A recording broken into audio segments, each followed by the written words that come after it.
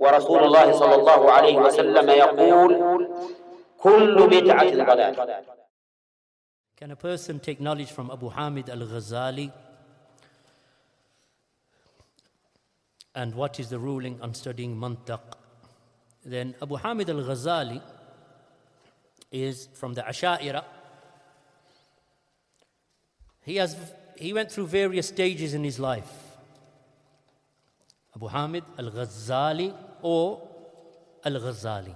Both pronunciations are mentioned with respect to him. So al-Ghazali, then he was a philosopher.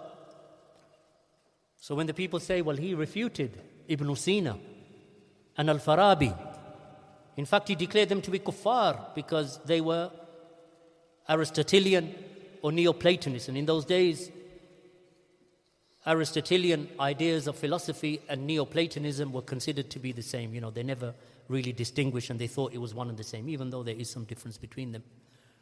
So he refuted Ibn Sina and Al-Farabi and Al-Kindi. He declared them to be kuffar because they said that the universe is eternal and that the bodies will not be resurrected on Yawm al-Qiyamah, that the resurrection is the resurrection of the soul, and they believed in the transcendency of the soul, and they believed in a form of the hellfire isn't true and the paradise isn't true and so on. So he declared them to be kuffar.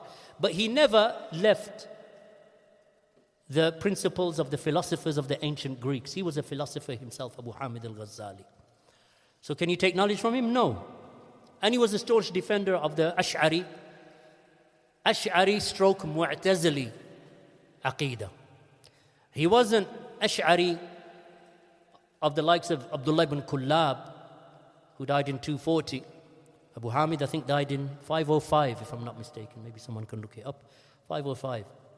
But Abu Hamid al-Ghazali was not upon the creed of the early Ash'aris. It was more like a hybridization and an evolution of the creed of the Ash'ira that went from one extreme to another. And he was in that age of the philosophers, the Mu'tazili philosophy type of Ash'ariyah. And he went through periods of his life, I think it was for about 10 years, in which he was in total confusion, and he left his home, left his family, and he just went on some journey trying to find himself. And of course, the people of philosophy and tasawwuf, because he found mysticism along the way, so he embraced mysticism. So that's why they say that Abu Hamid al-Ghazali is a mystic, Sufi, a Gnostic. He is also a philosopher who took from the Greek philosophers in many of their principles, including the various ideas of the philosophers and the Ash'ariyah. So he believed in Kalam theology. He believed in this idea of Huduthul A'rad fil Ajsam for the proof of the creation of the universe. So he used the ideas of the Ash'ariyah in that regard. So he wasn't Ahl al-Hadith in any sense of the word.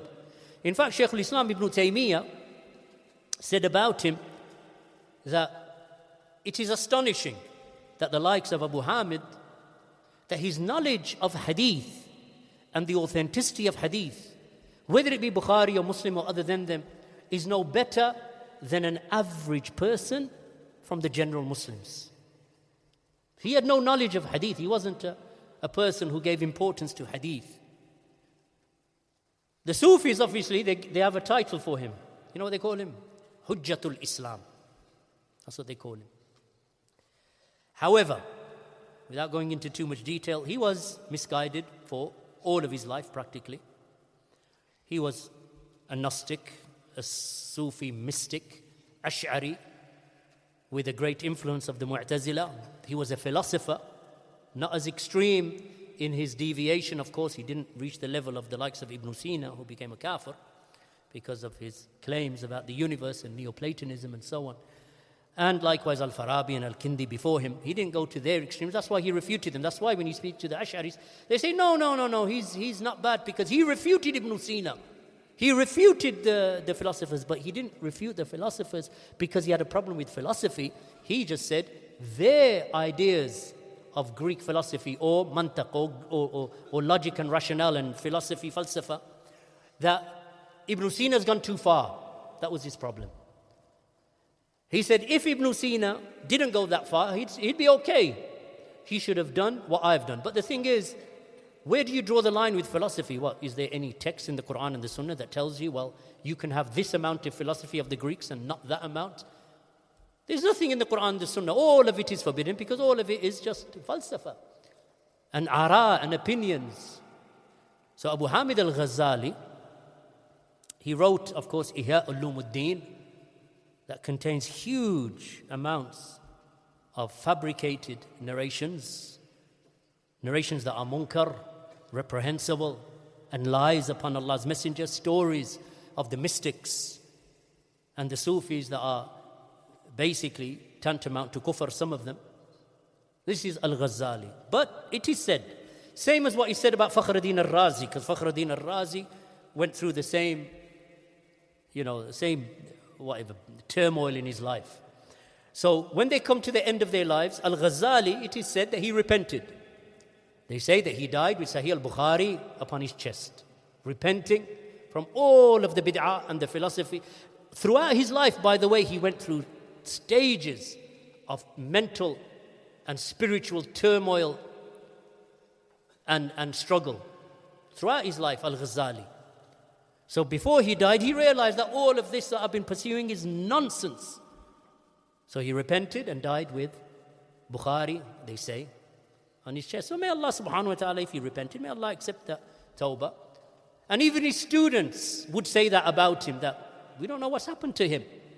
Meaning when he went into his period of mysticism and philosophy, even some of his students would say that he went so much into philosophy and the philosophy of the Greeks and Neoplatonism, Plotinus and those people, that he went into their philosophy, and once he entered into it, he couldn't find his way back out. That's what his students said about him. But it is said that he repented at the end of his life, and they say the same about Fakhruddin al-Razi, who was also of the same ilk as Al-Ghazali, that both of them repented right at the end of their lives. Wallahu a'lam. So that is Al-Ghazali. You don't take anything from him.